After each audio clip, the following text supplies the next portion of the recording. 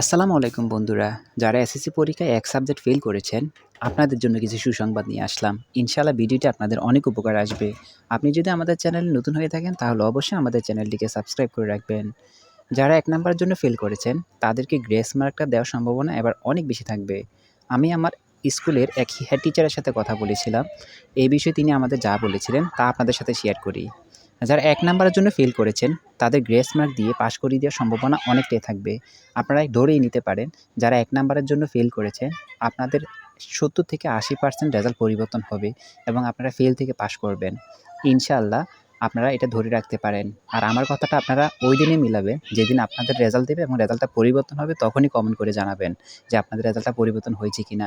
আরেকটা কথা বলে রাখি, যারা ২ নাম্বার, ৩ নাম্বারের জন্য ফেল করেছেন, আপনাদের রেজাল্ট কিন্তু কোনোবারে পরিবর্তন হয়নি, এবারও পরিবর্তন হবে না।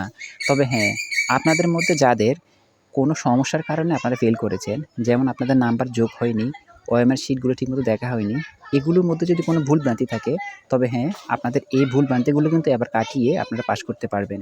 তবে বেশিরভাগ ক্ষেত্রে যদি নাম্বার শর্টের জন্য আপনারা ফেল করেন, তাহলে ওই নাম্বারগুলো কিন্তু দেওয়া হয় না আর আপনাদেরকে পাস করানো হয় না। নরমালি আজকে যে ভিডিওটি করা সেটি হচ্ছে যে যারা ১ নাম্বারের জন্য ফেল করেছেন, বিশেষ করে ধরেন আপনি এমসিকিউতে ৯ নাম্বার পেয়েছেন, ১ এর জন্য ফেল করেছেন। সিকিউতে আপনি ১ এর জন্য ফেল করেছেন, সেই নাম্বারগুলোকে দেওয়া হচ্ছে এবার। এবার দিয়ে পাস করিয়ে দেওয়া হচ্ছে। কারণ বিপুল পরিমাণ আন্দোলনের কারণে এবার একটু পরিবর্তন হওয়ার সম্ভাবনাও রয়েছে। তাই আশা করি আমার কথাটি বুঝতে পেরেছেন। ভিডিওটি ভালো লাগলে অবশ্যই ভিডিওটিতে লাইক করে দিবেন আর আমাদের সঙ্গে থাকবেন ইনশাআল্লাহ আমি আপনাদের পরবর্তী সকল আপডেট দিয়ে দেব।